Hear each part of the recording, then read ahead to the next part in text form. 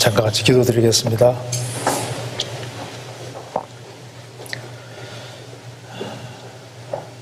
저희를 사랑하시는 하나님 아버지, 또 한 해를 새로이 맞이해서 또 새로운 마음가짐으로 한 해를 살게 해주신 것을 감사합니다.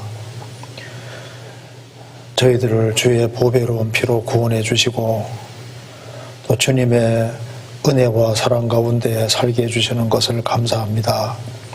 새해 주님의 복음과 영광을 위해 살 수 있도록 저희 마음을 붙잡아 주시고 이 젊은 시절에 주님의 멍에를 메고 주님을 배울 수 있도록 도와주옵소서. 이 시간에도 우리에게 필요한 말씀을 주시고 주 성령님의 도우심으로 이 말씀이 우리 심령 깊이 새겨지도록 도와주시옵소서. 그리고 주 안에서 풍성한 결실을 맺는 삶이 되도록 도와주옵소서. 말씀 앞에 나와 있는 모든 사람들 일일이 주의 거룩한 손으로 붙잡아 주시고 또 하나님 말씀으로 힘을 얻고 한 해를 힘있게 살 수 있도록 역사해 주옵소서. 오늘 모든 시종 함께해 주시고 도와주시기를 간절히 의지하오며 우리 구주 예수 그리스도 이름으로 기도하옵나이다. 아멘. 네, 성경 창세기 49장 찾겠습니다. 창세기 49장 창세기 49장입니다. 27절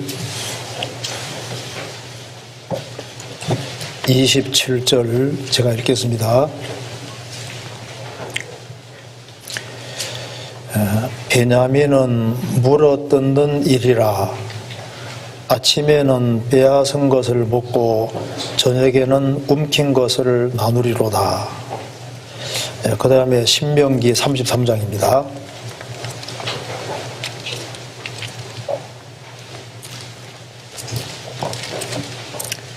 33장 12절 베냐민에 대하여는 일러서되 여호와의 사랑을 입은 자는 그 곁에 안전히 거하리로다. 여호와께서 그를 날이 맞도록 보호하시고 그로 자기 어깨 사이에 처하게 하시리로다. 거기까지입니다. 네, 반갑습니다. 네, 새해에도 주님의 크신 은혜와 사랑이 함께 하시기를 진심으로 기원합니다. 오늘 좀 말씀 빨리 끝나면 좋은데 한 1시간 한 40분은 해야 될 것 같은데 10분 더 할지 모르겠는데 그 전에 끝나면 좋고 길어도 할 때간에 1시 40분 정도까지는 것을 내도록 하겠습니다. 괜찮겠죠? 네. 시간 안 보셔도 제가 시간 보면서 할 테니까. 네. 오늘 베냐민이 받은 축복에 대해서 같이 생각해 보려고 합니다. 낮에 요셉이 받은 축복에 대해서 배웠는데 오늘은 베냐민이 받은 축복에 대해서 같이 한번 생각을 해보겠습니다. 베냐민은 야곱의 12아들 중에서 제일 막내 아들입니다. 그런데 창세기 49장에 베냐민에 대한 축복을 이렇게 읽어보면은 이것이 도대체 무슨 축복인가 얼른 잘 이해가 안 될 수가 있습니다. 창세기 49장 다시 보시겠습니다. 49장 27절에 베냐민은 물어 뜯는 일이라 아침에는 빼앗은 것을 먹고 저녁에는 움킨 것을 나누리로다. 베냐민은 물어 뜯는 일이라. 축복을 얘기하면서 베냐민은 물어 뜯는 일이다. 얼른 이해가 잘 안 되지 않습니까? 그러니까 아무리 읽어도 물어 뜯는 일이다 이 말씀은 좋은 뜻은 아닐 겁니다. 그래서 얼른 보면 이거 축복이라 말하기 어렵습니다. 그런데 왜 베냐민은 물어뜯는 일이라 이렇게 말씀하는데 이것이 왜 축복이 될까요? 먼저 성경 여기 그 앞에 보시면은요 49장 9절 먼저 보시겠습니다. 9절에 유다는 사자 새끼로다. 유다 지파를 가리켜서는 사자 새끼라고 말을 했는데 성경에 사자에 대해서는 좋게 쓰인 것이 많지 않습니까? 마귀로도 비유하기 했지만은 예수님 자신을 유다 지파의 사자라고 했고 이제 사자는 좋은 의미로도 사용이 됩니다. 유다는 사자 새끼로다. 굉장히 좋은 말입니다. 그 다음에 14절에 이사갈은 양의 우리 사이에 꿇어앉은 건장한 나귀로다. 이사갈 지파에 대해서 말하면서 이사갈은 우리 양의 우리 사이에 꿇어앉은 건장한 나귀로다. 나귀도 성경에 좋게 쓰이는 경우가 많습니다. 그리고 21절에 납달리는 노인 암사슴이라 아름다운 소리를 발하는도다. 납달리를 노인 암사슴이라고 표현을 했습니다. 그런데 27절에 베냐민은 물어뜯는 일이라. 일이가 좋게 쓰인 경우는 없지 않습니까? 그리고 또 단 지파에 대해서 17절에 단은 길의 뱀이요 척경의 독사리로다. 말굽을 물어서 그 탄자로 뒤로 떨어지게 하리로다. 뱀에 대해서는 좋게 쓰인 것이 없습니다. 그러니까 이 단지파에 대해서는 단은 뱀의 길의 뱀이요. 그 단지파를 통해서 사탄 역사가 나타날 걸 얘기하고 있습니다. 그러니까 여기서도 뱀은 안 좋게 쓰이고 있는 경우입니다. 여기 베냐민 지파에 대해서도 베냐민은 물어뜯는 일이라. 분명히 이게 부정적인 의미입니다. 자, 이거 한번 잠깐 보시면 여기 잠깐 보시면은 유다 지파의 사자, 참 사자에 대해서는 좋게 쓰이잖아요. 그런 경우가 많습니다. 유다 지파에 대해서는 유다는 사자 새끼로다 이렇게 말씀했잖아요. 자, 건장한 나귀로다. 나귀에 대해서 좋게 쓰이는 경우가 꽤 많습니다. 그리고 납달리에 대해서는 노인 사슴이라 암사슴이라. 그런데 일이 봐봐요.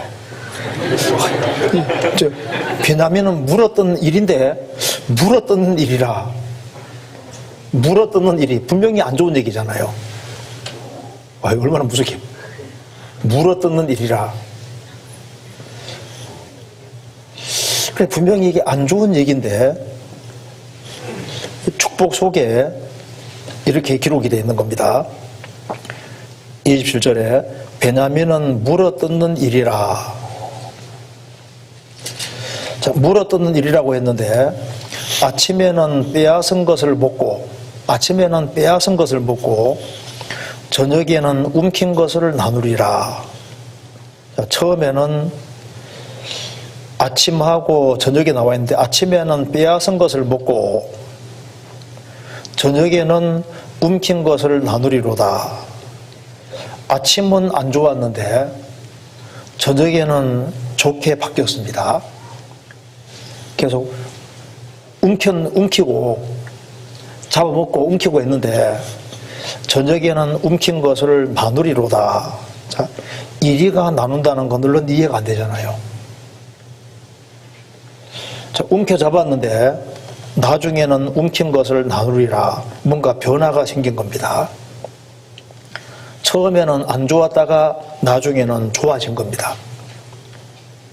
전에는 물어뜯는 일이었는데 이제 뭔가 변화가 생겨서 이제 움킨 것을 나누는 이제 그런 존재로 바뀌었습니다. 그래서 이것이 우리 구원받기 전의 모습하고 똑같습니다. 구원받기 전에는 우리도 물어뜯는 일이처럼 살았는데 하나님의 크신 은혜와 사랑을 받고 난 이후에 중심이 바뀌었어요. 바뀌어서 물어뜯는 일이에서 저녁에는 움킨 것을 나누리라.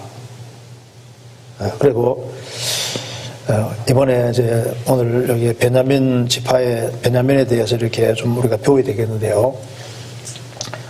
요즘 크리스천들이 너무나도 온순해지고 있는 것 같습니다. 예수님이 뱀같이 지혜로라고 말씀하셨는데 뱀이 좋게 쓰는 경우가 없지만은 뱀 보고도 배우라고 했습니다. 마귀가 아담하와 넘어뜨릴 때 그 지혜를 사용해서 넘어뜨린 것처럼 우리는 좋은 의미로 하나님 말씀에 근거해서 아주 주님이 주시는 지혜로 사람을 주님 품으로 인도해야 되는 겁니다. 우리가 이리를 보고도 배울 것이 있습니다. 물어뜯는 이리가 안 좋은 것이지만은 예수님이 뱀을 통해서도 배우러 가는 것처럼 이리 통해서도 배워야 됩니다. 이리가 참 끈질것이 있고 적극성이 있잖아요. 무리 지어서 사도도 공격하고 이렇게 하는데 그리스도인들이 너무 소극적인 것 같습니다. 그래서 한 해 우리 새해에는 조금 더 적극적으로 살아야 되는데 물어뜯는 일이 말고 우리가 하나님의 도우심으로 적극성을 가지고 영적인 전투를 하면은 많은 탈취물이 생기고 그러면 우리가 하나님 앞에서도 영광이 되고 또 많은 사람을 주님 품으로 인도하는 그 귀한 존재가 되리라고 생각을 합니다. 그래서 창세기 49장 27절 말씀을 중심으로 해서 말씀을 드려보도록 하겠습니다. 27절 베냐민은 물어뜯는 일이라. 성경에는 일에 대해서는 좋게 쓰이는 법이 없습니다. 제가 성경 몇 구절 한번 적어온 걸 한번 보겠습니다. 에스겔 22장 27절에 그 가운데 그 방백들은 식물을 삼키는 일이 같아서 불의의 일을 취하려고 피를 흘려 영혼을 멸하거늘 식물을 삼키는 일이 같아서 그런데 이 식물을 삼키는 일이 같아서 그래서 성경에서 일의를 안 좋게 쓰고 있습니다. 또 마태복음 10장 16절에도 보라 내가 너희를 보냄이 양을 이리 가운데 보냄과 같도다. 양을 이리 가운데 예수님 제 아들을 양이라고 했고 구원을 안 받은 사람들을 이리 같다고 이렇게 이리 그 이리를 성경에서 안 좋게 말하고 있습니다. 마태복음 7장 15절에도 거짓 선자들을 삼가라 양의 옷을 입고 너희에게 나오나 속에는 노략질하는 일이라. 양의 옷을 입고 나오는데 속에는 노략질하는 일이다. 이리는 노략질하는 일이 이렇게 안 좋게 얘기를 했습니다. 그래서 베냐민에 대해서는 베냐민은 물어뜯는 일이라. 이 물어뜯는 일이 이것은 결코 좋은 의미가 아닐 겁니다. 왜냐하면 창세기 49장 17절에도 단은 길의 뱀이요 첩경의 독사리로다. 단지파에 대해서 말하면서 단지파는 길의 뱀이요 첩경의 독사리로다. 뱀과 독사라고 했는데 좋은 말이 아니지 않습니까? 베냐민 지파에 대해서도 물어뜯는 일이라. 분명히 처음은 좋은 의미가 아닌 겁니다. 자, 제가 좀 찾아보니까 이리는 빨리 달릴 때는 시속 한 70km 정도로 달리고 하루에 한 80km 이상 이렇게 움직일 수 있답니다. 그리고 이제 보통 이렇게 움직이는 거리가 하루에 한 80km 정도 되고 이제 한 곳에서 멀리까지 갈 때는 한 20km 정도까지 가서 이렇게 움직이는데요. 광범위하게 이제 돌아다니면서 이제 잡아먹는 겁니다. 그리고 이제 이 이리는 보통 큰 동물 같은 거 먹는 걸 좋아한답니다. 사슴 같은 동물 이런 거 먹는 걸 좋아한다고 합니다. 그래서 이 물어뜯는 일이라 분명히 안 좋은 얘기입니다. 실제로 베냐민 지파 사람들은 굉장히 아주 호전적이고 굉장히 과격했습니다. 굉장히 이기적이고 호전적이고 그렇게 했다는 걸 우리가 알 수 있잖아요. 사사시대도 보시면 그렇게 되어 있습니다. 그래서 처음에는 이게 부정적인 의미입니다. 안 좋은 의미가 확실한 거예요. 이것이 구원받기 전에 우리 모습하고 똑같은 겁니다. 우리도 구원받기 전에는 물어뜯는 일이 같은 거예요. 이게 죄인의 모습을 잘 보여주고 있습니다. 우리는 날 때부터 타락된 기질을 가지고 나서 물어뜯는 일이처럼 비참한 죄인으로서 그렇게 살았습니다. 일인데 물어뜯는 일이다. 물어뜯고 저녁에는 움킨 것을 나누리라. 움킨다고 되어 있죠. 움켜쥐는 이 모습이 구원받기 전에 우리 모습입니다. 세상 것을 취하기 위해서 서로 싸우고 물어뜯고, 왜냐하면 세상이 전부라고 생각했기 때문입니다. 베냐민은 물어뜯는 일이라. 사냥꾼 1위는 사냥꾼입니다. 창세기 10장에 니므롯은 특이한 사냥꾼이라고 했습니다. 하나님을 등지고 대적하는 쪽으로 특이한 사냥꾼인 것처럼 지금 세상에 많은 사람들이 이리 같은 모습으로 살고 있습니다. 세상의 것을 열심히 사냥하면서 생을 살고 있는 거예요. 육신의 정욕, 안목의 정욕, 이생의 자랑을 추구하면서 땅의 것을 서로 차지하려고 물어뜯고 하는 겁니다. 그래서 움켜잡고 썩어지고 없어질 것을 위해서 열심히 쌓는 겁니다. 어떤 사람은 시간만 나면 계속 쇼핑하면서 거기에다가 옷을 잔뜩 쌌습니다. 어떤 사람은 막 신발이 얼마나 많은지요. 그래서 이 세상 것을 사모으고 정치에서 자기 것으로 만들고 재물을 쌓고 이 세상 것을 쌓고 그것으로 소망 가지고 삽니다. 어떤 사람은 막 땅을 많이 사들이는 것을 소망으로 삼고, 어떤 사람은 막 집을 많이 소유하고 이 세상의 것을 끌어모으고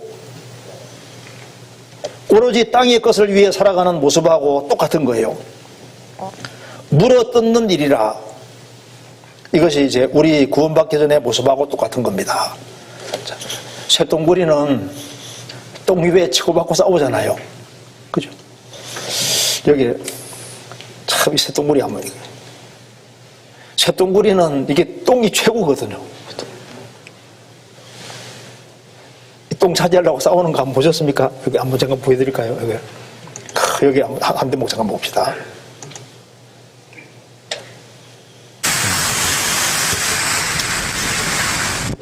똥을 굴려가는데 쫓아와서 걷어차고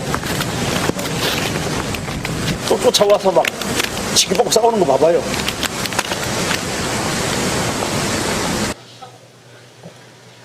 자, 뭘 위해 싸웁니까? 소똥 위에 싸우는 거 봐요. 근데 이런 거 보면 하나님이 참 이런 걸 왜 만들어 놨을까요?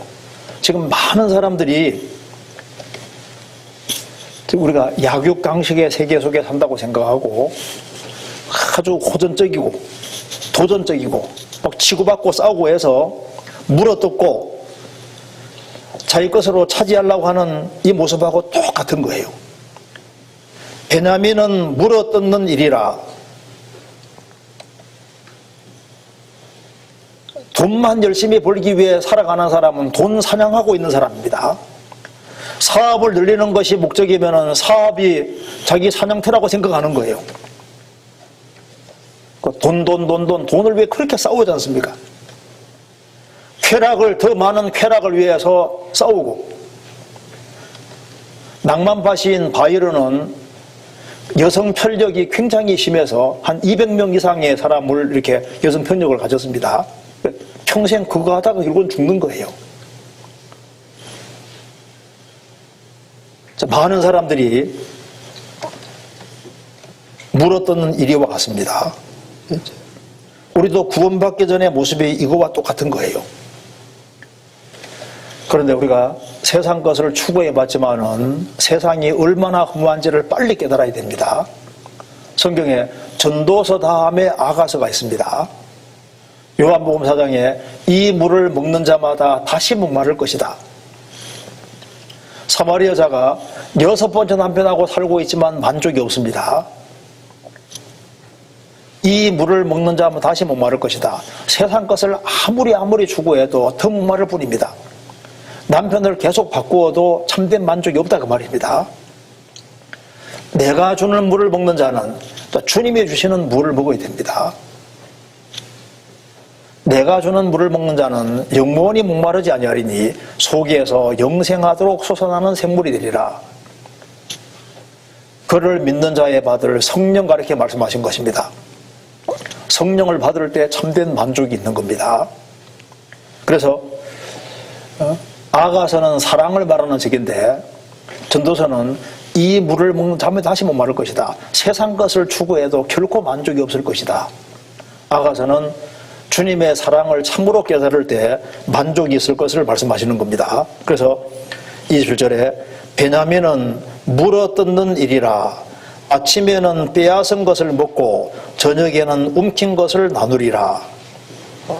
여기 아침에는 빼앗은 것을 먹고 빼앗아 먹었습니다. 그런데 저녁에는 움킨 것을 나누리라. 아주 현격한 차이가 생겼습니다. 자, 이리가 저녁에는 나누어 준다. 그러니까 놀라운 일이 벌어진 겁니다. 어떻게 물어 뜯는 이리가 저녁에는 움킨 것을 나누는 존재가 될 수 있을까요? 이건 진분성이 할 수 없는 겁니다. 분명히 이 이리 같은 이 속에 뭔가 사람의 마음이 들어간 겁니다. 성경 다니엘서 7장 찾겠습니다.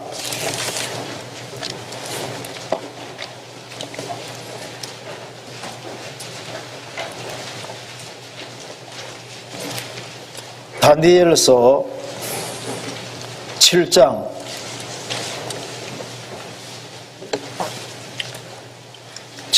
4절입니다. 첫째는 사자와 같은데 독수리의 날개가 있더니 내가 볼 사이에 그 날개가 뽑혔고 또 땅에서 들려서 사람처럼 두 발로 서기함을 입었으며 또 사람의 마음을 받았으며 다니엘서에 네 짐승이 바다에서 나오는데 첫 번째는 사자 모습, 두 번째는 곰의 모습, 세 번째는 표범, 네 번째는 세 가지 짐승을 다 닮은 무시무시한 괴물 모습인데 첫 번째 사자 모습은 바벨론 제국의 모습입니다. 바벨론 제국이 처음에는 굉장히 잔인하고 무서웠는데 후반기에 가면 굉장히 순하게 바뀌었습니다. 그래서 여기에 사자와 같았는데 나중에는 사람의 마음을 받았으며 짐승이 아니라 사람 마음을 받았으며 상당한 변화가 생겼습니다. 느부갓네살 왕도 그렇게 아주 포악하고 난폭하고 무서웠는데 인생 말년에는 하나님 앞에 책망도 받고 그리고 7년 동안 짐승처럼 들판에 지내기도 해서 싹 바뀌어진 거예요. 사람의 마음을 받았으며 짐승이 사람 마음을 받았다. 그 사자가 사자같이 않게 행동한다 그 말입니다. 원래 물어뜯는 일이었는데 움킨 것을 나눠줬다는 것은 이제 일이 모습하고 달라진 거예요. 근본적인 변화가 생긴 겁니다. 왜 이런 변화가 생겼을까요? 처음엔 일이 같았는데 양같이 비둘같이 바뀌었다는 겁니다. 개돼지 같은 사람이 양 같은 것으로 바뀌었습니다. 근본적인 변화가 생긴 겁니다. 성경에서는 구원 안 받은 모든 사람을 짐승으로 표현하고 있습니다.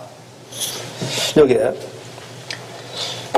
제가 몇 개 적어봤는데요. 여기 보시면은 베드로후서 2장 12절에 그러나 이 사람들은 본래 잡혀 죽기 위하여 난 이성 없는 짐승 같아서 여기 짐승은 특징이 본래 태어날 때부터 잡혀 죽기 위해 난 겁니다. 짐승은 결국은 죽음으로 끝이 나도록 이렇게 지어진 거예요. 태어날 때부터. 그리고 짐승은 이성이 없습니다. 그런데 이 사람들은 짐승 같은데 이성 없는 짐승 같고 분리에 잡혀 죽기 위한 이성 없는 짐승 같아. 또 유다 7장에도 이 사람들은 무엇이든지 알지 못하는 것을 회방하나도다. 또 저희는 이성 없는 짐승같이 본능으로 하는 그것으로 멸망하느니라. 짐승에 대해서 얘기하면서 이성 없는 짐승 같아. 그들은 본능으로 아는 것 이상 모른다는 겁니다. 자, 구원받지 아니한 사람을 가리켜서 성경에서는 짐승 같다고 했습니다. 존귀에 처하나 깨닫지 못하는 사람은 뭐라 했습니까? 멸망하는 짐승 같도다. 우리도 구원받기 전에 짐승과 같이 생을 살았던 거예요. 하나님도 모르고 내세가 있는지도 모르고 영혼이 있는지도 모르고 오로지 땅의 것을 추구하고 살았던 겁니다. 그래서 성경에서 말씀하시기를 오로지 땅의 것만 추구하고 살아가는 사람을 예수님께서 거룩한 것을 개에게 주지 말며 너희 진주를 돼지 앞에 던지지 마라. 세상에서 개 같은 사람, 돼지 같은 사람이 있을 걸 말씀하시는 겁니다. 그리고 예수님 당대 유대 종교가들을 성경에서 개들이라고 표현을 하고 있습니다. 그리고 분봉왕 헤롯에 대해서도 예수님이 저 여우에게 가서 말하기를 여우라고 해요. 여우라고. 사람을 여우라고 이렇게 표현했습니다. 그래서 베냐민에 대해서 물어뜯는 일이다. 이것이 이제 구원받기 전에 우리 모습하고 똑같은 거예요. 그런데 움킨 것을 나누는 것은 분명히 일이하고는 근본적으로 다른 겁니다. 여기 보시면은 야고보서 5장 5절에 너희가 땅에서 차치하고 연락하여 도살의 날에 너희 마음을 살찌게 하여도다. 도살의 날, 앞으로 있을 7년 혼란이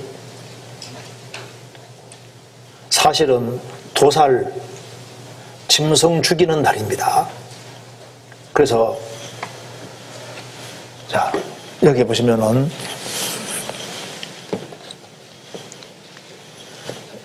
아담 이래로 사람들이 많아지면서 이 노아가 살던 시대가 되면은 죄가 꽉 차는 시대가 됩니다. 이 노아 시대 사람들은 홍수가 오는 그날까지 뭐 했냐면은 먹고 마시고 시집가고 장가가고 사고 팔고 심고 집 짓고 오로지 땅의 것만 위해 살았습니다. 사람들이 다 짐승같이 바뀌었습니다. 우리 시대도 마찬가지입니다. 우리 시대도 지금 마지막 징조가 다 나타나는 우리 시대에 사람들은 영혼에 대해서는 관심이 없이 오로지 먹고 마시고 시집가고 장가가고 사고 팔고 심고 집 짓고, 그래서 우리 시대 문화를 피그 컬처라고, 돼지 문화라고. 그래서 이게 노아 홍수도 이게 도살의 날입니다. 하나님의 형상대로 지음받은 인생이 오로지 땅의 것이 전부라고 생각하고 위를 쳐다보지 아니하고 하나님 관계를 맺지 아니하고 땅의 것만 추구하고 육체만 위해 살았을 때 결국은 짐승같이 됐고, 우리 시대 짐승같이 되기 때문에 하나님께서 노아 시대 때도 홍수를 내리신 것처럼 앞으로 7년 환란을 왜 내리시냐면 사람들이 다 짐승같이 바뀌어지기 때문에, 그래서 하나님께서 이 환란에 넘기는데, 제가 돼지 멱다는 소리, 돼지 그 멱달 때 그 소리를 제가 들은 적이 있거든요. 동네에서 돼지 한 마리가 죽으면요, 온 동네가 얼마나 시끄러운지. 그게 이제 잔치집이 돼지는 잘 먹이잖아요. 잡으려고. 우리 시대 보세요. 잘 먹고 마시고 삽니다. 결국은 하나님의 심판이 내려오는 거예요. 도살의 날입니다. 우리가 구원을 안 받았으면은 물어뜯는 일이처럼 되다가 인생을 망칠 뻔한 거예요. 그런데 이 물어뜯는 일이 같은 베냐민이 어떻게 인생이 바뀌었냐 그 말입니다. 그 바뀐 이유가 있는 겁니다. 신명기 33장입니다. 신명기 33장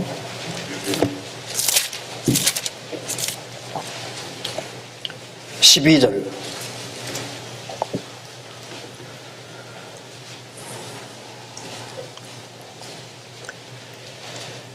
베냐민에 대하여는 일러서되 여호와의 사랑을 입은 자는 그 곁에 안전히 거하리로다. 여호와께서 그를 날이 맞도록 보호하시고 그로 자기 어깨 사이에 처하게 하시리로다. 베냐민에 대하여는 일러서되 여호와의 사랑을 입은 자는, 물어뜯는 이리 같은 베냐민이 어떻게 인생이 바뀌게 됐느냐?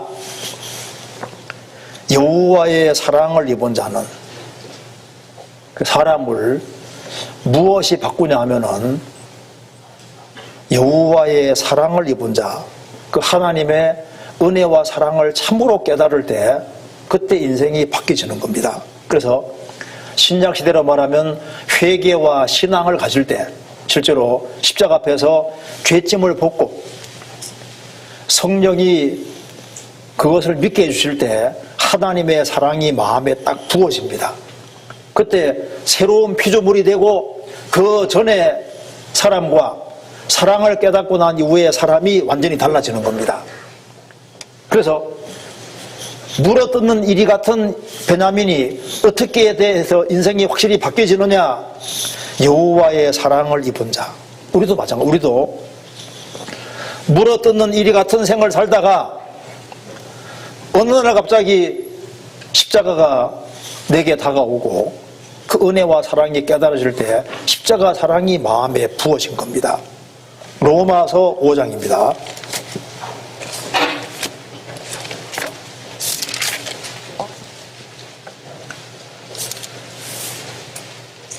5장 5절.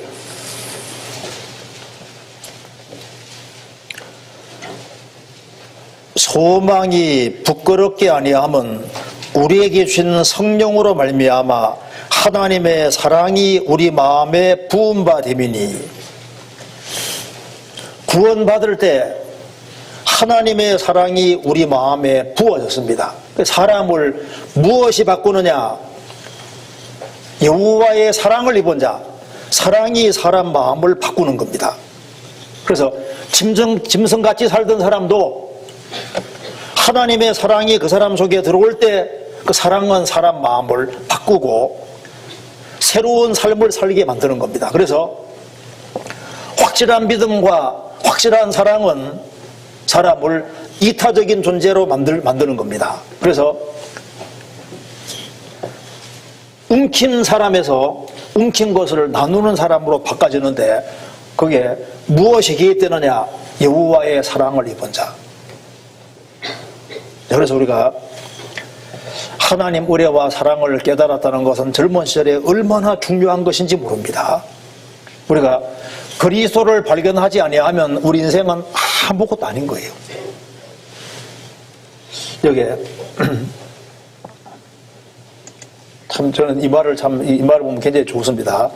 nothing하고 something 있으면은 우리가 그리스도가 없으면은 세상에 온갖 것을 다 가지다 할지라도 우리는 nothing, 아무것도 안 한 거예요. 우리가 세상의 것을 다 소유했다 할지라도 그리스도 없으면은 nothing, 아무것도 아닌 거예요. 묵니다, 우리 인생은. 그런데 그리스도가 있으면은 우리는 아주 중요한 존재가 되고 가치 있는 존재가 되고 그리고 존귀한 존재가 되는 겁니다. 상당히 중요한 존재가 되는 거예요. 요 nothing과 something 사이에 뭐가 있느냐? 그 사이에 십자가가 있는 겁니다. 그 사랑을 확실하게 깨닫는 게 중요한 겁니다. 그래서 베냐민이 이렇게 변화가 생긴 것도 사랑인 거예요. 사랑. 여호와의 사랑을 입은 자. 내가 하나님의 사랑을 깨달았다는 것이 인생에서 제일 근본적이고 중요한 겁니다. 그래서 신학자 중에 스코틀랜드 신학자 찰머즈라는 사람이 한 얘기 중에 참 저는 이게 마음에 들더라고요. 새로운 사랑이 들어가면 옛 사랑이 구축된다, 쫓겨난다. 새로운 사랑이 들어가면 옛 사랑이 구축된다, 쫓겨난다. 우리는 구원받기 전에 세상 것을 사랑했습니다.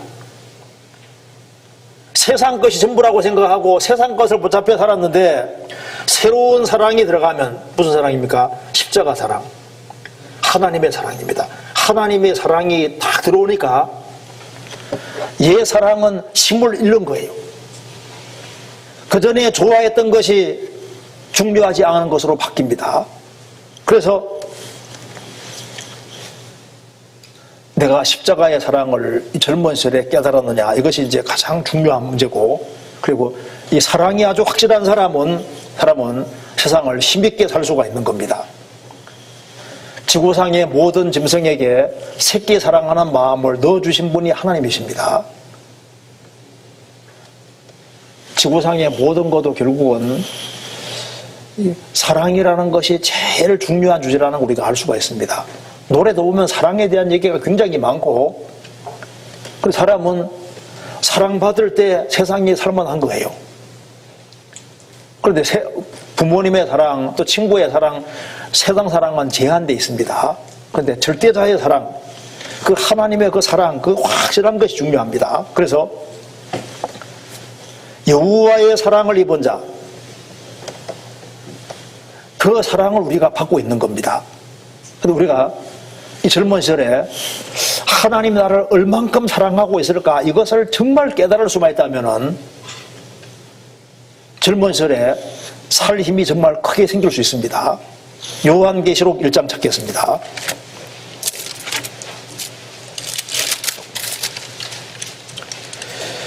요한계시록 1장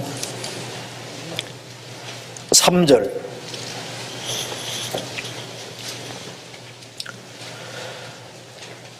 촛대 사이에 1장 13절입니다.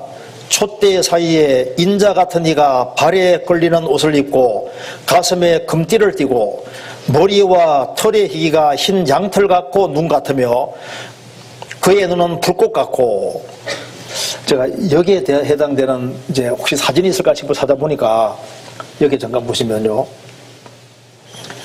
우리를 바꾸는 것이 십자가 사랑이지 않습니까? 주님이 나를 위해 죽으신 거, 이게 참 제일 중요한 건데요. 여기에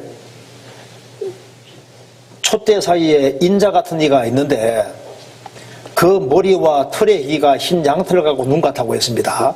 이걸 그림으로 찾아보니까 이렇게 얼굴도 나와 있고 한데, 7 금촛대 사이에 주님이 다니시는데 머리와 털의 희가 흰 양털 같고 눈 같다 그랬죠? 이거 한번 잠깐 봅시다. 자, 7 금촛대 사이에, 이 교회 사이에 다니시는 주님의 모습이 나와 있는데, 머리 털의 시기가 흰 양털 같고 눈 같아.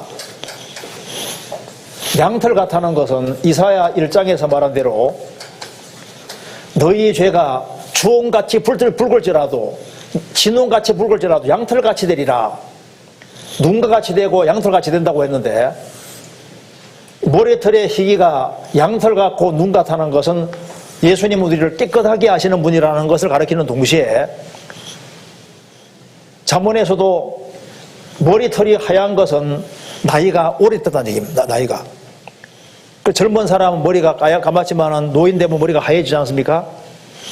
주님의 머리털이 흰 양털 같고 눈 같아. 그 말은 주님이 태고부터 계시고 상고부터 계시고 영문부터 계신 분이라는 것을 가르치는 겁니다. 그래서 교회 안에 가장 나이를 많이 잡수신 분이 우리 가운데 계시는 거예요. 그런데 머리털이 하얀 주님, 그러니까 태고부터 계시고 영원부터 계신 바로 그분이 구원받은 사람 속에 계시는데, 자, 머리털이 하얀 사람은 뭐가 있냐면은 나이가 많이 들면 들수록 인생을 많이 살았기 때문에 지혜가 있는, 지혜가. 그리고 나이가 들어가면 들어갈수록 사랑이 깊어집니다. 그럼 봐요. 자, 100살, 200살, 1000살, 10,000살 나이를 점점 더 많이 먹을수록 지혜라는 것이 많아지는데, 주님은 영원부터 영원까지 계신 분이니까 주님은 지혜가 무한대입니다. 그 지혜가 무궁하잖아요. 우리 가운데 지혜가 무궁하신 분이 계시고, 또한 나이가 들어갈수록 사랑이 깊어지는 법입니다. 그래서 할머니, 할아버지들은 손자, 손자를 얼마나 사랑하는지 몰라요. 연세가 더 들면은 더 사랑이 깊어집니다. 나이가 더 들면 들수록 사랑이 점점 깊어지는데, 그러면 이제 한 사람이 1000살을 먹고 5,000살을 먹고 10,000살을 먹고 1억 살을 먹고 나이가 이제 점점 더 많이 들어가면 들어갈수록 밑으로 내려가는 사람에 대해서 이제 여기에 손자 손녀에 대해서 더 사랑이 깊어지는 것처럼, 그러니까 우리가 주님이 나를 얼만큼 사랑하느냐, 그 사랑을 우리가 감히 상상도 못하고 헤아릴 수가 없는 거예요. 그래서 하나님이 나를 사랑하시는데 하나님이 세상을 이처럼 사랑하사, 이처럼이라는 것이 얼만큼이죠. 누가 상상할 수 있겠습니까? 주님의 사랑의 깊이는 아무도 상상을 할 수 없습니다. 그래서 하나님은 사람을 정말 사랑하시기 때문에, 우리를 상상할 수 없을 만큼 사랑하시기 때문에 이 하나님의 사랑을 받아들인 사람을 위해서 고린도 전서 2장에 보면은, 2장 9절에 보면은, 2장 9절에 보면은 하나님이 자기를 사랑하는 자들을 위하여 예비하신 모든 것은 눈으로 보지 못하고 귀로 듣지 못하고 사람의 마음으로도 생각지 못한 것 같으니라. 하나님이 하나님을 사랑하는 사람을 위해서 예비해 놓은 것은 사람이 감히 상상도 할 수 없는, 생각할 수 없는 엄청난 것을 준비해 놓은 거예요.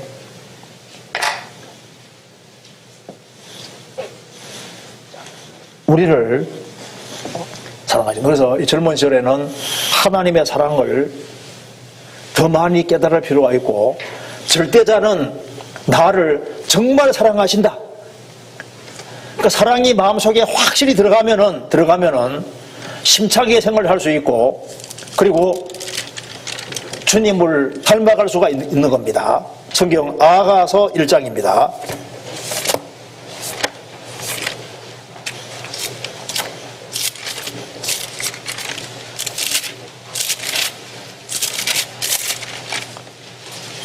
(1장) 2절.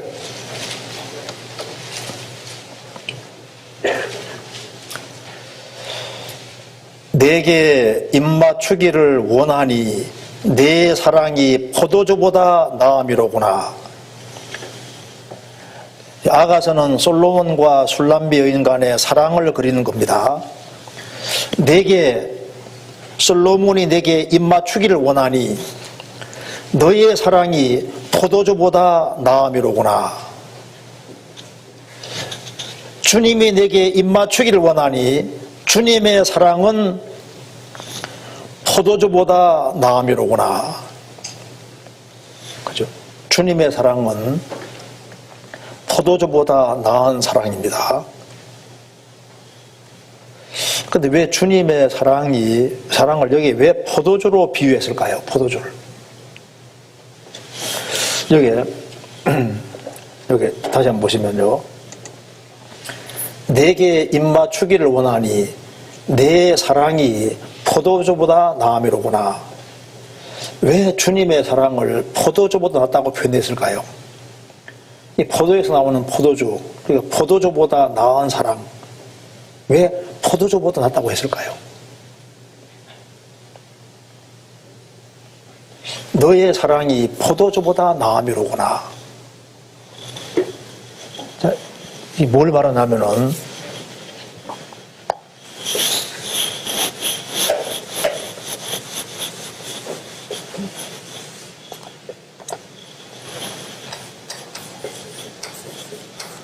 포도주보다 내 사랑이 낫다.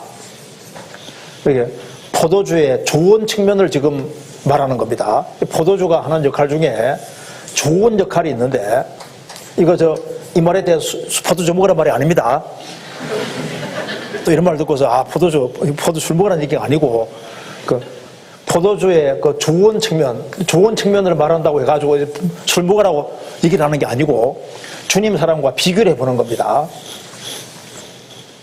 이 포도주가 성경 소개하는 좋은 역할들이 나와 있는데, 일단 제일 첫 번째 생각나는 것은 누가복음 10장에 예루살렘에서 그리고 내려가다가 급한즉 죽게 된 사람, 사마리아인이 와서 상처에다가 뭘 부었습니까?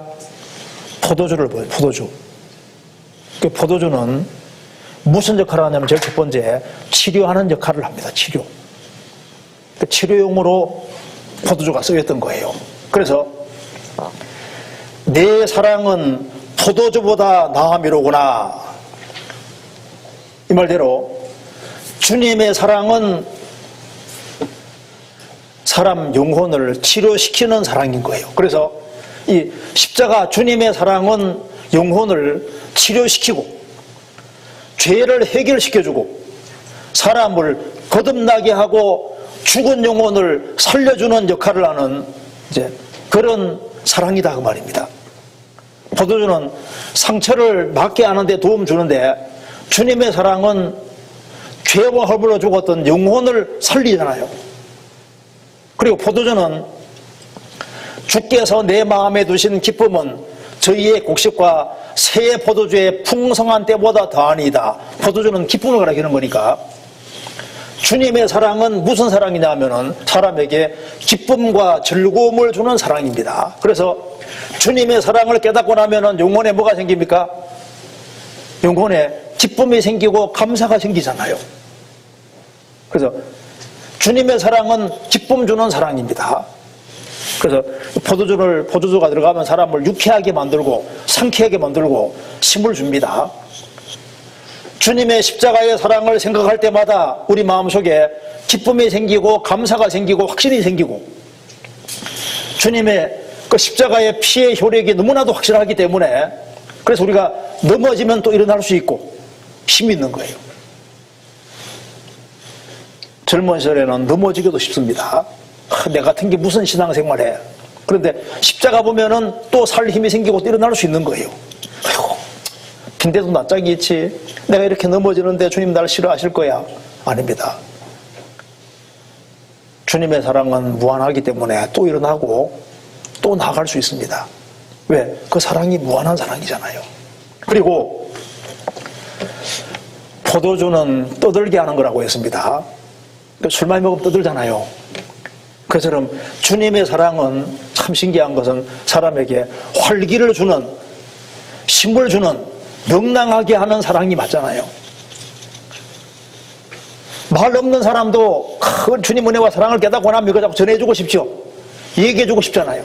그리고 또 주님 사랑 얘기하면 또 힘이 나잖아요.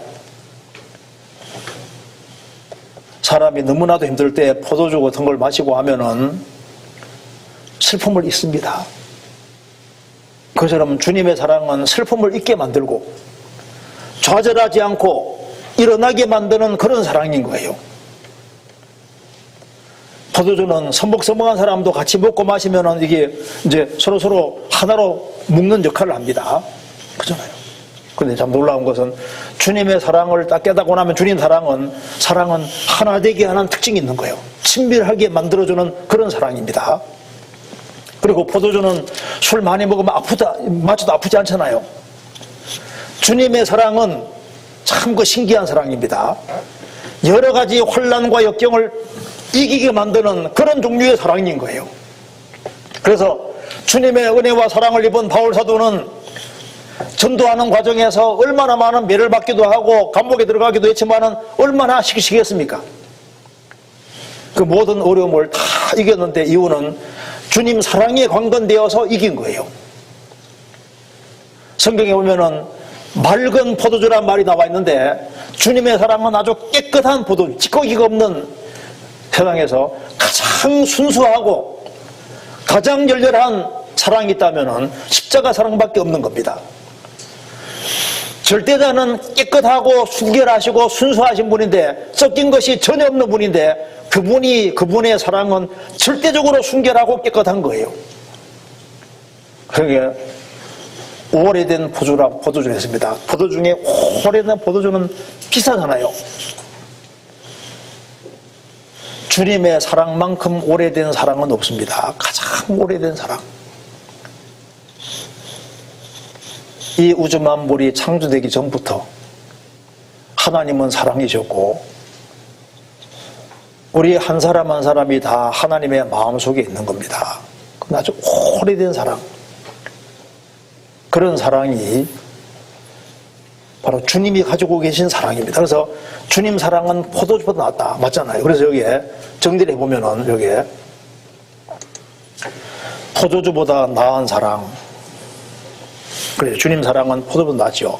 그래서 영혼의 상처를 고쳐주는 사랑입니다. 우리 영혼의 상처를 고쳐주셨잖아요.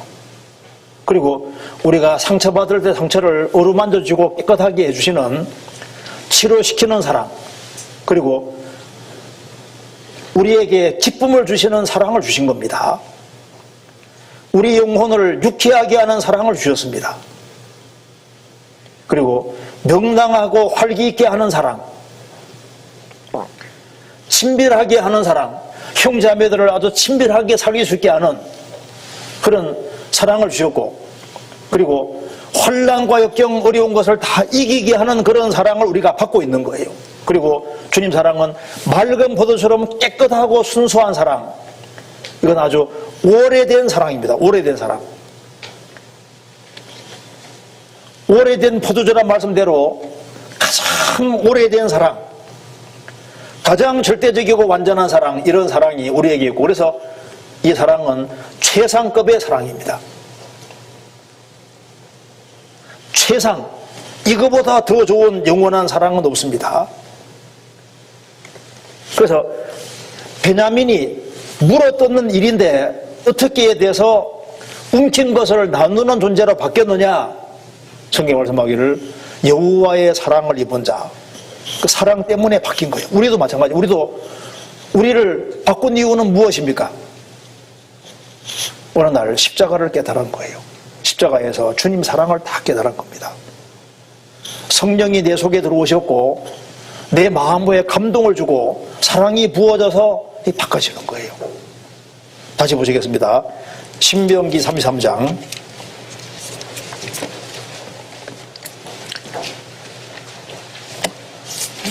신명기 33장 12절.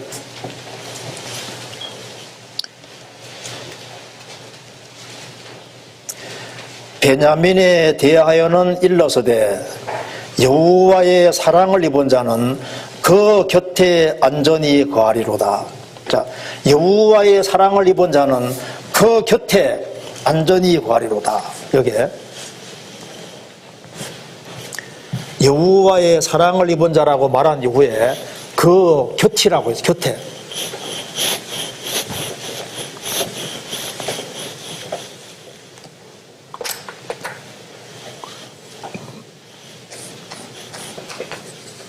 자, 하나님의 사랑을 입고 어디에 사냐 하면은 그 곁에, 바로 곁에 딱 붙어서. 이게 멀리가 아닙니다. 멀리가 아닙니다. 인생이 언제 바뀌어지냐 하면은 하나님의 사랑을 깨닫고 하나님 곁에 가까이. 우리가 주님의 십자가의 사랑을 깨닫고 그 주님 가까이에서 곁에 가까이 있으면은 바뀌어지는 거예요. 마귀의 계획은 뭐냐 하면은 하나님의 사랑을 깨닫지 못하게 만들고, 그리고 하나님 가까이에 사는 것을 원치 않습니다. 시편 73편에 하나님께 가까이 함이 내게 복이라. 하나님께 가까이 하는 것이 복인데, 베냐민에 대해서는 여호와의 사랑을 입은 자인데, 여호와의 사랑을 입은 자는 그 곁에 안전히 거하리로다. 그 곁에. 우리가 신앙생활하는 것은 복잡하지 않습니다. 우리가 이 젊은 시절에 어디에 있어야 되겠습니까? 하나님 가까이. 하나님 가까이 한다는 게 무슨 말입니까? 하나님이 복이잖아요. 복. 하나님 가까이 하는 사람은 복 받는 사람이 되는 거예요. 하나님은 사랑이시니까 하나님 가까이 하는 사람은 하나님의 사랑을 더 많이 경험하게 되는 겁니다. 그렇잖아요.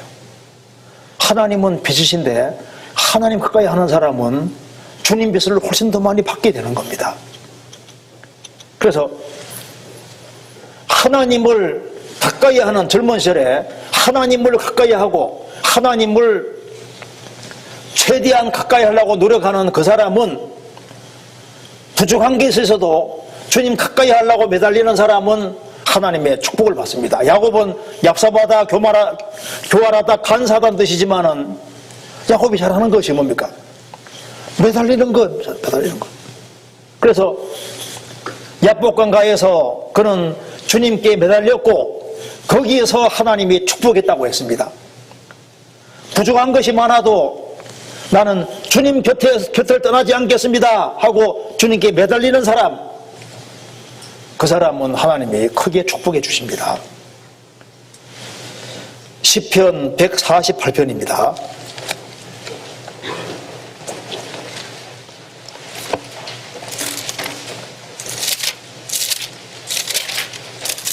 (148편) 14절.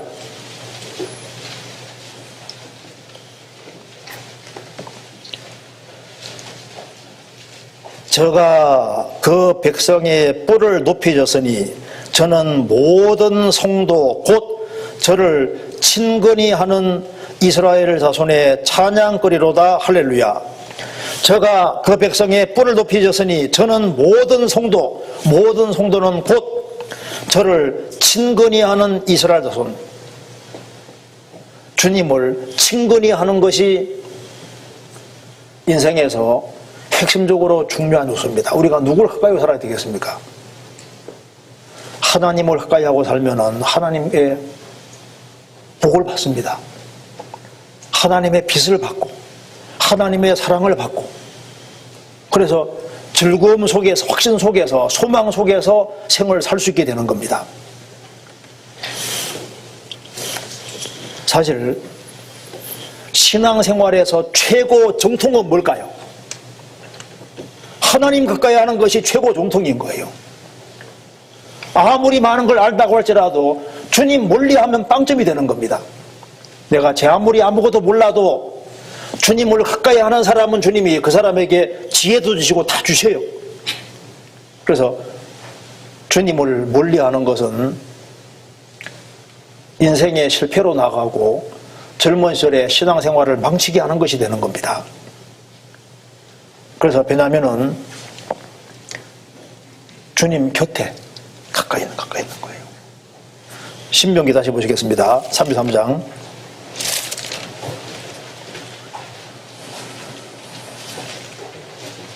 12절. 베냐민에 대하여 일러서되 여호와의 사랑을 입은 자는 그 곁에 안전히 거하리로다. 여호와께서 그를 날이 맞도록 보호하시고 그로 자기 어깨 사이에 처하게 하시리로다. 자기 어깨 사이에. 참 이걸 보면은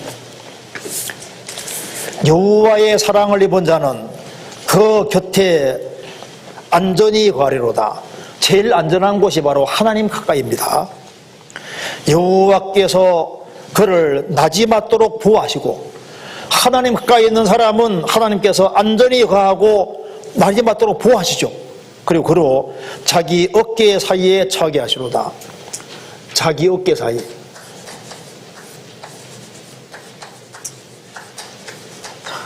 자, 하나님이 하나님 어깨 사이에 처하게 하시로다. 하나님 어깨 사이에 처하게 한다. 무슨 말입니까? 어깨 사이에 처하게 하시로다. 어떻게 하는 겁니까? 업고 다니는 거예요. 어릴 때 아버지가 자녀들 업고 다니잖아요.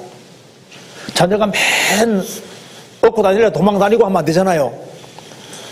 그 부모 가까이에 사는 사람은 부모가 안아주고 어깨에 그렇게 메고 다니고 하잖아요. 사랑을 느끼게 만들어주는 겁니다. 주님 가까이에 사는 사람, 곁에 사는 사람, 그 사람은 주님이 자기 어깨 사이에 처하게 하시로다. 그래서 우리가 하나님 어깨 사이에 목마 태우고 다니시는 거예요. 주님의 사랑을 듬뿍 경험하게 만드시는 겁니다. 그래서 주님은 우리 대대의 거처입니다. 우리 집입니다. 하나님을 자기 집처럼 생각하는 사람, 하나님을 자기의 거처로 사는 사람, 거처로 삼고 사는 사람은 하나님의 사랑을 듬뿍 경험하는 거예요. 그러면 이제 그 어깨 사이에 처하게 하시로다. 이걸 신약시대로 말하면 어떻게 되는 겁니까? 자기 어깨 사이에 처하게 하시로다. 무슨 말입니까? 자, 이걸 조금 풀어서 말하면은,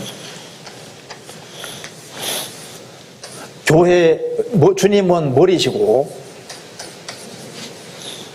교회는 그의 몸이니,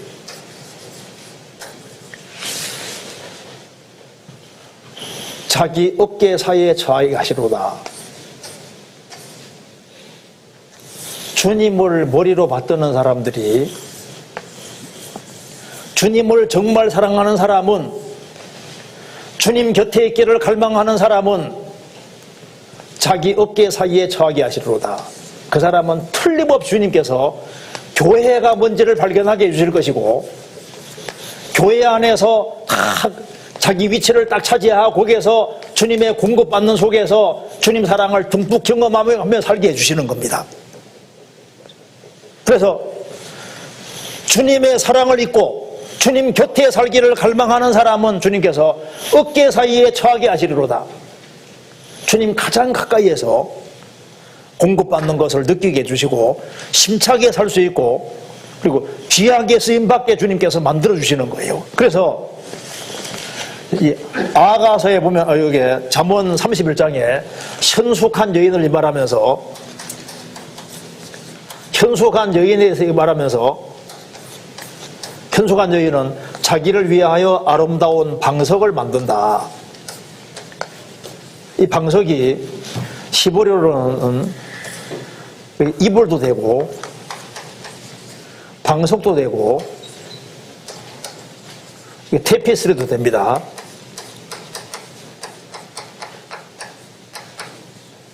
여기 이제 천을 짜가지고 이렇게 벽에 거는 거 있지 않습니까? 테피스리. 그러니까 현숙한 여인은 자기를 위하여 아름다운 방석을 만든다. 우리가 살아가면서 자기가 누울 자리, 앉을 자리 이런 걸 잘 알아야 됩니다. 이 젊은 시절에 뭘 알아야 되냐 하면은 우리가 있어야 될 자리를 하는 게 이렇게 중요한 거예요. 하나님을 사랑하는 사람은, 하나님 가까이에 살고 하나님 가까이 사는 사람은 주님께서 그 어깨 사이에 처하게 하시리로다. 신약 시대로 말하면은 주님 몸 된 교회를 발견하게 하고 교회 가운데 자리를 딱 차지해서 그 하나님의 축복받는 인생이 되게 만드시는 겁니다. 우리가 젊은 시절에 교회를 아는 것이 그렇게 중요한 것이 되는 겁니다. 교회. 그렇잖아요. 그래서 물어뜯는 이리 같은 사람이 왜 바뀌어졌느냐? 성경은 말합니다. 사랑 때문에 바뀌어졌다. 사랑 때문에. 우리도 마찬가지입니다. 우리도 계속적으로 하나님의 사랑을 받아야 됩니다. 그래서 주님의 사랑을 자꾸 경험하는 사람은 외롭지 않습니다. 왜? 주님이 같이 계시니까 외롭지 않는 거예요. 주님이 나 사랑하시니까 외로울 것도 없고, 주님의 사랑을 계속 받고 있으니까 기꺼이 용서하는 마음도 생기고, 주님의 사랑을 받고 있으니까 사랑은 수고하는 것도 당연스럽게 생각합니다. 누가 주님을 위해서 수고할 수 있을까요? 사랑 있는 사람은 수고하는 걸 당연하게 생각합니다. 어떤 초등학교 학생이 자기보다 나이가 좀 적은 초등학생을 항상 업고 등교를 합니다. 어른들이 보니까 신통한 거예요. 어느 날 불렀습니다. 너 힘들지 않느냐? 힘 안 들어요. 내 동생이거든요. 자기가 사랑하는 동생이 발을 못 써서 업고 다니는데 사랑하는 동생이니까 너무 당연한 거예요. 사랑하는 마음이 없으면 나중에 문제가 생깁니다. 사랑의 수고란 말대로 사랑이 있으면 수고할 수 있는 거예요. 사랑이 있는 사람은, 사랑은 죽음보다 강한 겁니다. 여기 보시면은요, 제가 이 구절 한번 보여드리겠습니다. 시편 63편 3절에 주의 인자가 생명보다 나음으로 네 입술이 주를 찬양할 것이라. 주의 인자는 사랑입니다. 주의 사랑이 생명보다 나으므로 세상에 생명보다 중요한 게 뭐가 있겠습니까?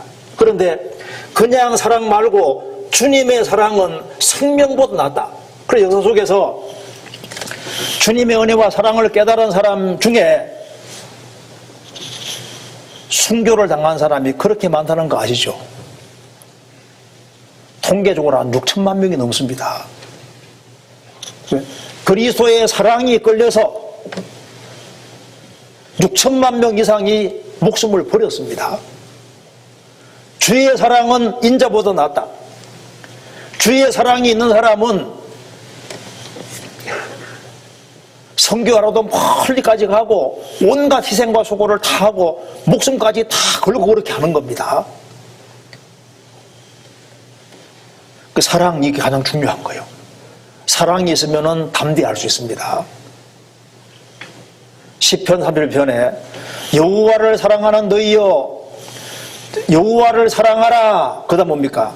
강하고 담대하라.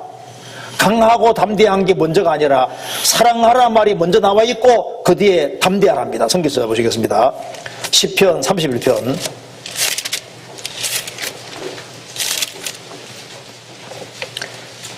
23절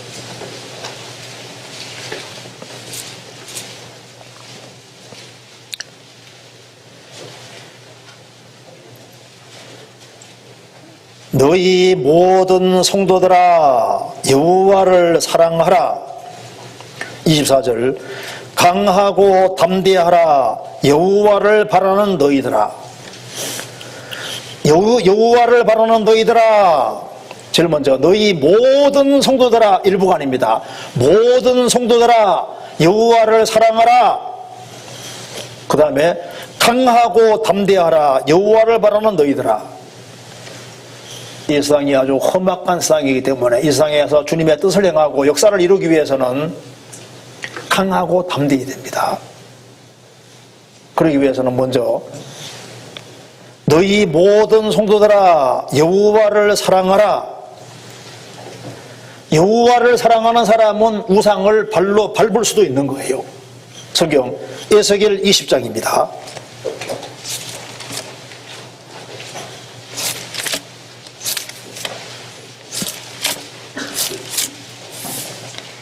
(20장) 29절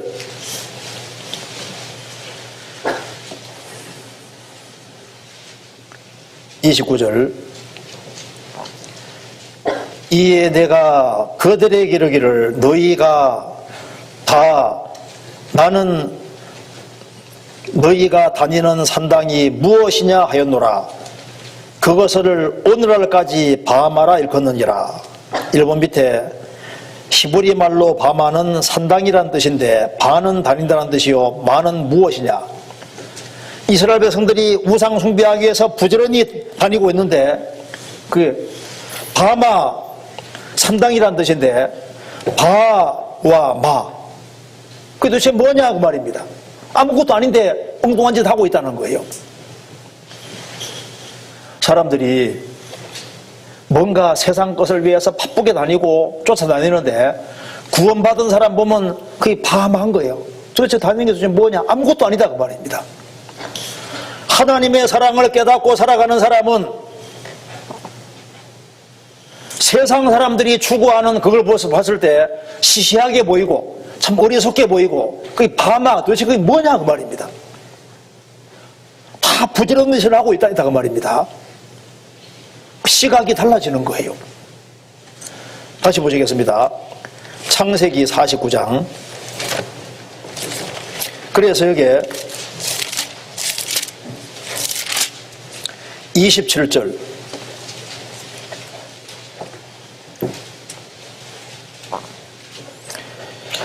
베냐민은 물어뜯는 일이라. 아침에는 빼앗은 것을 먹고 저녁에는 움킨 것을 나누리라. 여기 저녁에는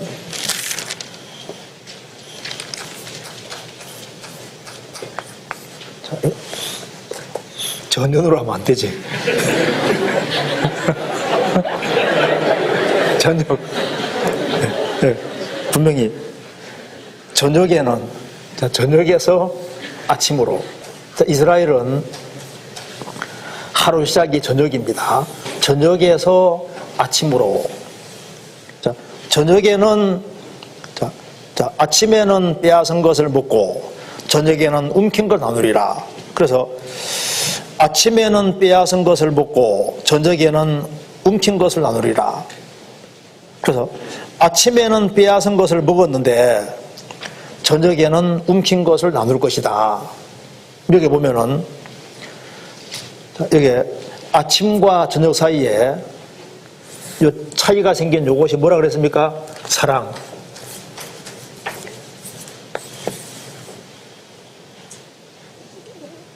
아침에는 빼앗은 것을 먹고 저녁에는 움킨 것을 나누리라. 자, 움켰는데 나눈다. 이 크리스찬의 신앙생활을 요약한 겁니다. 참으로 하나님 은혜와 사랑을 깨달은 사람은 구원받기 전에는 무조건 움켜잡았거든요. 움켜잡았는데 이제 하나님 은혜와 사랑을 확실히 깨달은 사람은 움킨 것을 나누리라. 시편 41편 찾겠습니다.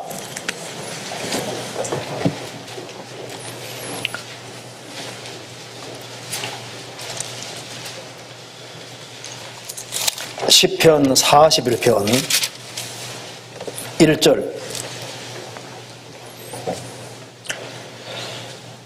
빈약한 자를 권고하는 자가 복이 있으며 재앙의 날에 여호와께서 저를 건지시리로다. 빈약한 자를, 불쌍한 사람들을 권고 돌보는 자가 복이 있으며 재앙의 날에 여호와께서 저를 건지시리로다. 시편에는 복이 많이 나와 있습니다. 죄를 사함받는 것도 복이요, 죄에서 구별되고 하나님 말씀을 주야라 묵상하는 것도 복입니다.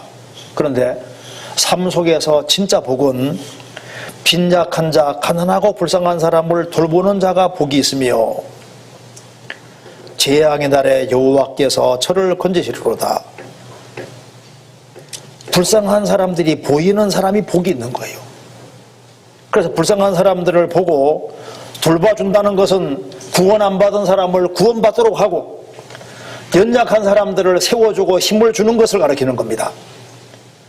우리 성경을 제대로 배우면은 남에게 대접받고자 하는 대로 남을 대접하라. 이것이 율법이었는지 아니라 우리가 주님께로부터 대접을 받았기 때문에, 먼저 대접받았기 때문에 그 은혜와 사랑을 깨달은 사람이 또 대접하는 것을 배울 때 성경을 제대로 배우는 것이 되는 겁니다. 그래서 아침에는 움켰는데, 탈취물을 움켰는데 나중에는 움킨 것을 나누는 것으로 바뀌었습니다. 이건 일의 모습이 아니잖아요. 뭔가 사람 마음이 들어간 겁니다. 새로운 마음이 들어갔어요. 물어뜯는 일에서 움킨 것을 나누는 것으로 바뀌었습니다. 그래서 제가 이 성경 보면서요, 이게 이제 이리 보고 우리가 배워야 된다. 이제 구원받고 나면은 이제 새로운 마음이 들어가서 참 그 좋은데 악착 같은 것이 없으신가? 악착 같은 것이.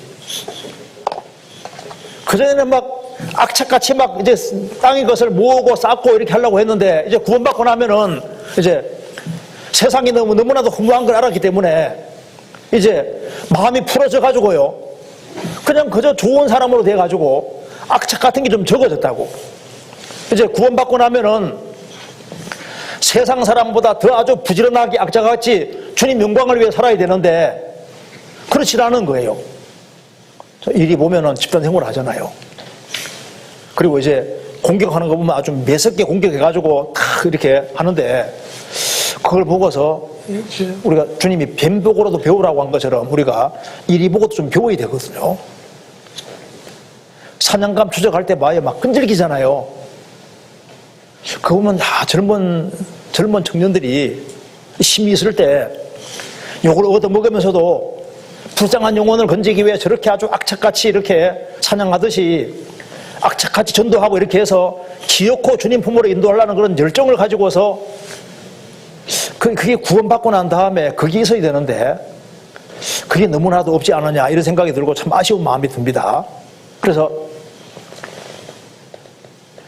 탈취한 걸 나누리라. 이게 성경에서 이 탈취물이라는 말이 나올 때 이 탈취물은 전쟁으로 생기는 겁니다. 그래서 이 탈취물은 전쟁으로 생기는 것이기 때문에 성경에 이런 표현이 나와 있습니다. 제가 한번 읽어드리겠습니다. 여기에 보면요, 사람이 많은 탈취물을 얻은 것처럼 나는 주의 말씀을 즐거워하나이다.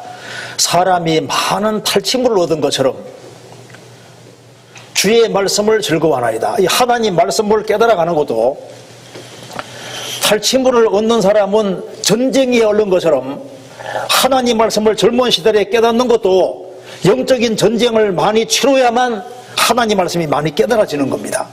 내가 하나님 말씀을 또 가지고 있어야지 전도할 수 있잖아요.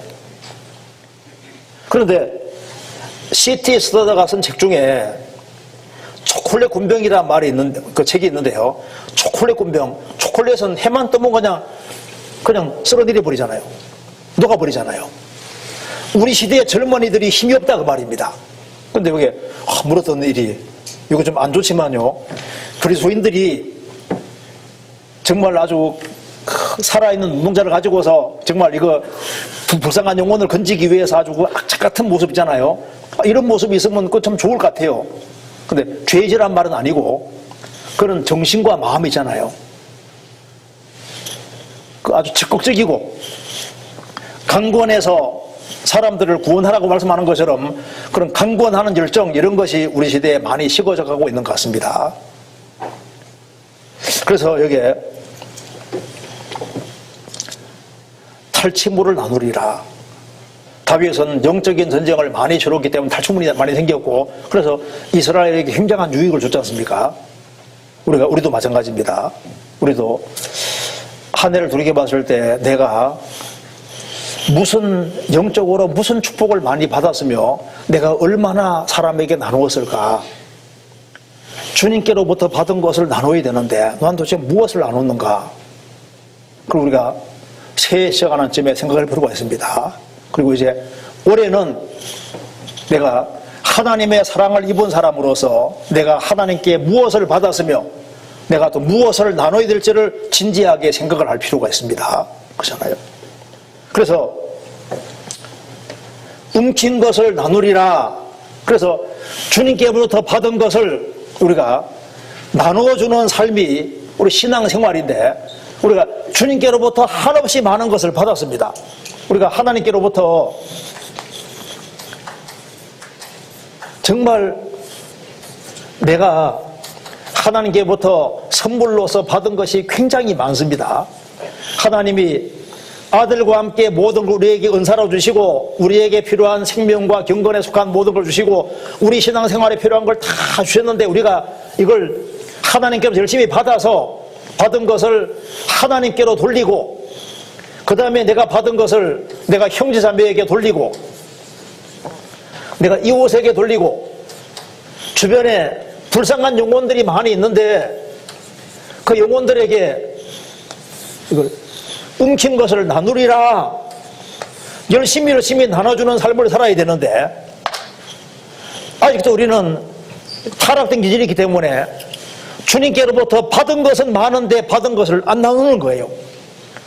우리가 주변에 나누었으면은 우리가 먼저 우리가 받은 것을 하나님께 드리는 것을 배우고 형제자매에게 베풀고, 우리 주변에 불쌍한 사람들이 얼마나 많이 있는데 움킨 것을 나누리라. 우리가 새해에는 정말 많은 것을 주변 사람에게 나누는 이제 그런 삶을 우리가 살아야 되는 겁니다. 그래서 이제 이 베냐민을 통해서 우리가 중요한 사실을 알 수 있습니다. 베냐민은 뜻이 뭔지 아시죠? 오른손의 아들. 성경에서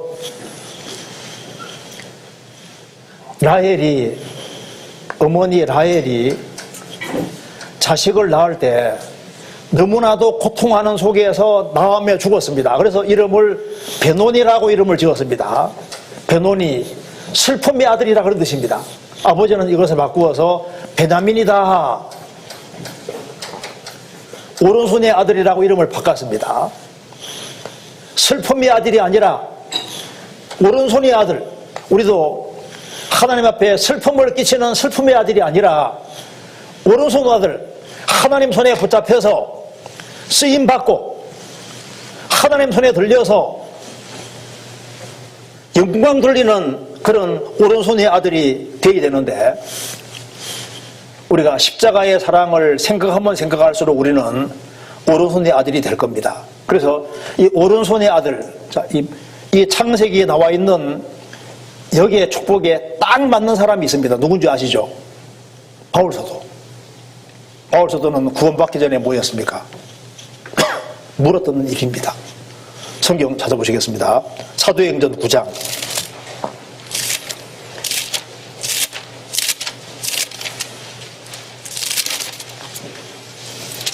1절.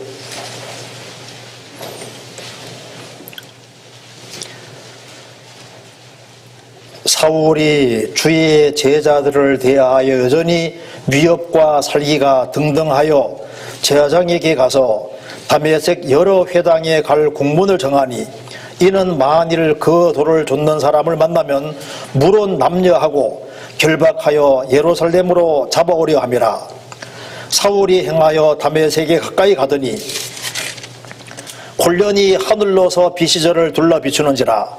땅이 엎드러져 들음에 소리가 있어 가라사대, 사울아 사울아 내가 어찌하여 나를 핍박하느냐 하시거늘 대답하되 주여 니시오니까 가라사대 나는 내가 핍박하는 예수니라. 사울이 교회를 참멸하고 핍박을 엄청 했습니다. 그는 처음에 물어뜯는 일이었습니다. 교회를 얼마나 물어뜯고 얼마나 해를 많이 끼쳤습니까? 이제 살기 등등하게 예수 믿는 사람을 핍박하기 위해서 공문받아서 가고 있는데, 다메섹도상에서 예수님을 만나게 됩니다. 사울아 사울아 어찌하여 나를 핍박하느냐, 주여 니시오니까 나는 너가 핍박하는 예수니라. 자기가 얼마나 큰 죄를 지은지 깨달았습니다. 그는 예수님을 만나서 자기 같은 그 비참한 죄인을 용서해 준 십자가 사랑을 확실히 깨닫고 인생이 완전히 싹 바뀌었습니다. 이제 그는 물어뜯는 일에서 하나님 은혜와 사랑을 깨닫고 난 이후에 완전히 바뀌어져서 그는 하나님께 받은 것을 끊임없이 나눠주는 인생을 살게 된 겁니다. 로마서 1장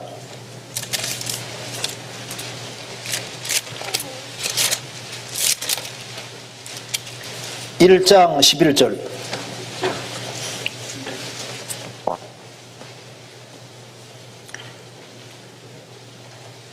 내가 너희 보기를 심히 원하는 것은 무슨 신령한 은사를 너희에게 나눠주고 너희를 경고케 하려 함이니, 내가 너희 보기를 심히 원하는 것은 무슨 신령한 은사를 너희에게 나누어 주어.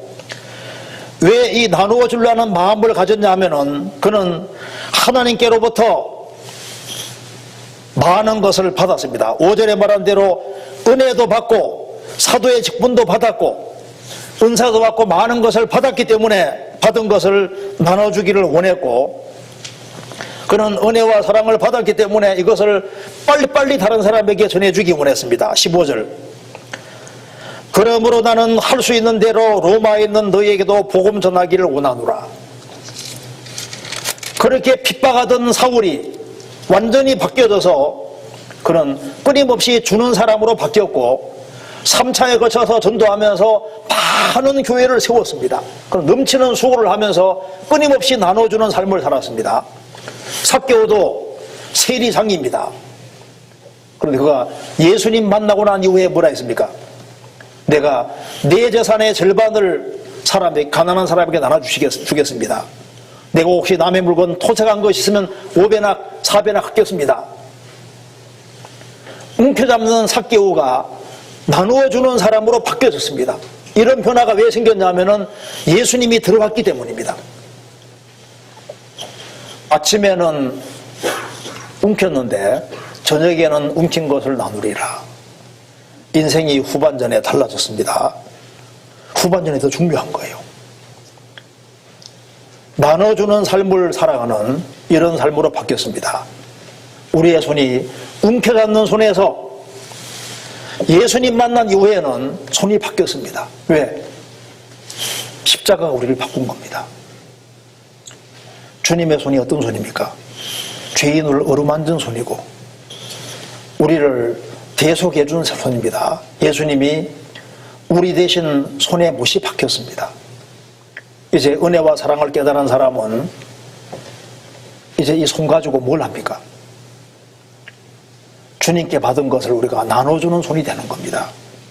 이제 우리는 이 손 가지고 부지런히 성경을 넘기는 손이 되고 지도하는 손이 되고 넘어져가는 사람을 붙잡는 손이 되고 그리고 우리가 가지고 있는 것을 최대한 많이 나누는 그런 손이 되지 않으면 안 되는 겁니다. 우리 손이 불쌍한 영혼을 건져주는 손, 사망으로 끌려가는 자를 건져주는 그런 손이 우리가 되어야 되는 겁니다. 불령의 손, 영혼을 건지는 손이 되어야 되는 겁니다. 그래서 저녁에 넘친 것을 나누리라. 이것이 어떻게 가능할까요? 마음이 바꿔져야만 되는 겁니다. 신명기 15장 보시겠습니다. 신명기 15장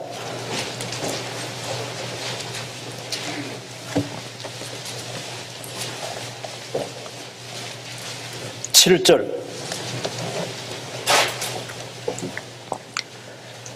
내 하나님 여호와께서 내게 주신 땅 어느 성읍에서든지 가난한 형제가 너와 함께 거하거든 그 가난한 형제가 내 형제에게 내 마음을 강팍히 하지 말며 내 손을 움켜쥐지 말고 반드시 내 손을 그에게 펴서 그 요구하는 대로 쓸 것을 넉넉히 주라. 삼가 너는 마음에 악념을 품지 말라. 곧 이르기를 제7년 몇 년이나 가까웠다 하고 내 궁핍한 형제에게 악한 눈을 들고 아무도 주지 아니하면 그가 너를 여호와께 호소하리니 내가 죄를 얻을 것이라. 너는 반드시 그에게 구제할 것이요 구제할 때 아끼는 마음을 품지 말 것이니라. 이로 인하여 내 하나님 여호와께서 내와 내 범사와 내 손으로 하는 바에 내게 복을 주시리라. 여기서 주변에 가난한 형제를 보거든 손을 움켜잡지 말아라. 움켜쥐지 말고 손을 반드시 펴라. 근데 그 손이 안 펴지는 이유가 뭐냐면은 요게 7절 끝에 내 마음을 강팍히 하지 말며 너는 삼가 마음에 악념을 품지 말고 그러니까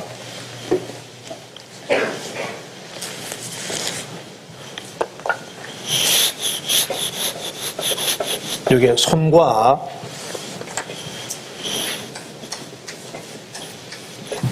마음을 강팍히 하지 말고 악념, 악한 생각을 품지 말아라.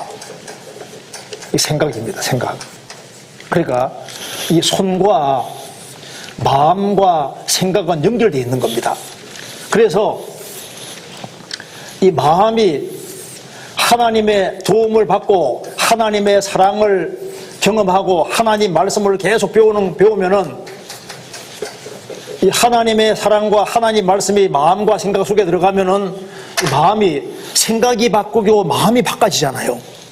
그러면은 손이 자동으로 열리게 되는 겁니다. 그래서 어떻게 옮긴 것을 나누게 되냐 하면은 하나님의 사랑이 마음속에 들어오고 하나님 말씀이 들어오니까 주님께서 점점 시야를 넓게 해주셔서 이거 정말 형제자매가 귀하구나 하는 것을 알게 되니까 형제자매에게 손을 펴게 되고 영혼의 가치를 알게 되니까 영혼을 건지는 이쪽으로 마음과 생각을 쓰게 되는 겁니다. 이제 우리가 새해에는 다시 일어나야 됩니다. 다시 성경을 붙잡고 다시 손을 주님께 향해 모으고 다시 교회 생활을 철저히 하고 진리를 위해서 우리가 일어나야 됩니다. 우리가 반드시 새해에는 정말 많은 사람을 건져야 되는 거예요. 여기에 제가 신문에 보니까 참 이것이 나오더라고요. 여기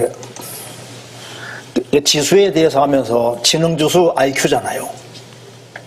감성지수 EQ, 사회적 관계성을 표현하는 공존지수 NQ, 하나님을 인식하는 능력 GQ. 근데 봐요.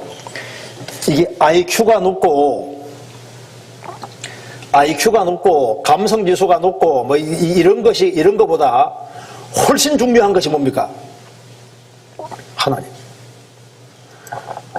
하나님 우선주의가 최고입니다. 지능이라든가 감성이라든가 다른 것보다 훨씬 더 중요한 것이 뭘까요? 하나님을 인식하는 것이 커야 되는 거예요. 내 인생에서 하나님이 커야 됩니다. 십자가의 사랑이 가장 크고 주님이 가장 크게 되는 것이 신앙생활에서 중요한 요소가 되는 거예요. 그래서 주님의 사랑이 크면은 클수록 주 안에서 많이 수고하고 많이 사랑하고 그다음에 목이라도 내놓고 주님 위해서 아주 적극적으로 힘있게 살 수 있는 거예요. 자, 인생에 우리가 지금 후반전에 접어들었다고 할 수 있습니다. 이제 정말 주님 오실 날이 너무 가까운 시대에 살고 있습니다. 너무 가깝지 않습니까? 이 시대에 우리가 일종의 작은 베냐민으로 부르심을 받은 겁니다. 물어뜯는 이리에서 움킨 것을 나누리라. 우리를 왜 부르셨습니까? 우리가 십자가가 아니었으면 물어뜯는 이리처럼 우리 세상 것을 위해 살 뻔했습니다.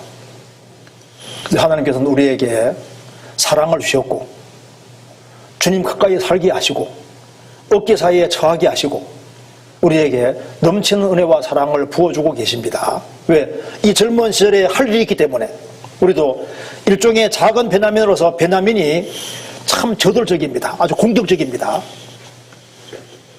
그것처럼 우리가 이제 주님을 위해서 좀 더 적극적으로 살 필요가 있어요.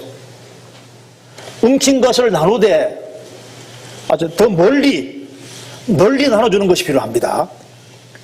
기드온이라는 사람이 적과 싸워서 이길 때 피곤하지만 끝까지 날아간 이유가 뭔지 아시죠?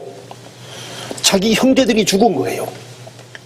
사사기 8장 보면은 자기 형제들이 죽었기 때문에 마음에 원한이 있습니다. 그래서 세바와 살문나를 위해서 끝까지 쫓아가 잡지 않습니까? 그 마음에 원한이라는 것이 있는 거, 원한. 우리 마음속에도 우리 원한이 필요하거든요. 불쌍한 영혼들이 마귀에게 붙잡혀 있습니다.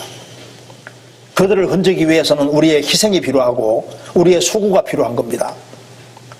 젊은 시절에 움킬 것을 나누리라. 우리가 희생하고 수고하는 것을 배운다면 우리는 새해에도 아주 큰 축복을 경험할 것이고 많은 사람을 주님 품으로 인도하는 사람이 될 수 있을 겁니다. 솔로몬이 다윗 솔로몬에게 유언했습니다.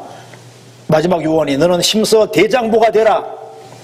젊은 시절에 쫄장부 말고 대장부가 돼서 정말 힘있게 살아가는 그런 사람이 되어야 되겠습니다. 그래서 우리가 새해에는 주님이 우리를 사랑한 것처럼 우리도 주님께 사랑을 정말 드리는 그런 한 해가 되면 좋겠습니다.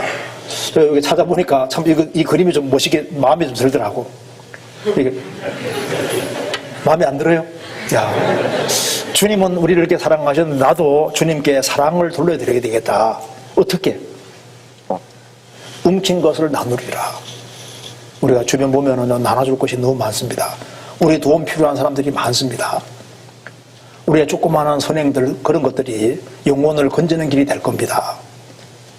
한 알의 미리도 죽는 것처럼 우리가 죽으면은, 희생하면은 정말 많은 사람들이 구원될 겁니다. 그래서 물어뜯는 일이 말고 좋은 의미에서 아주 적극적으로 우리가 마귀하고 싸워서 정말 많은 사람 인도하기 위해서는 움킨 걸 나누면 돼요. 내게 있는 걸 나누고, 내가 먼저 물질을 나누고, 시간을 나누고, 가정도 개방하고, 희생하고 수고하는 모습을 먼저 보이면은 우리가 한 해 많은 결실을 거두게 될 겁니다.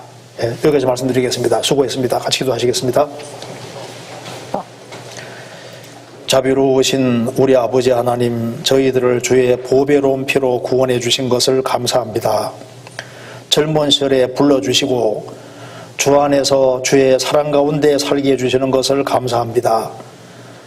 청년 형제자매들을 주님께서 가정가정마다 함께 해주시고 또 마음의 위로와 용기와 담대한 마음을 주셔서 새해에는 풍성한 결실을 맺고 주님께 기쁨 드리는 귀한 삶이 되도록 도와주옵소서. 나머지 모든 시간 주님께서 인도해 주시고 도와주옵소서. 주 예수 그리스도 이름으로 기도하옵나이다. 아멘.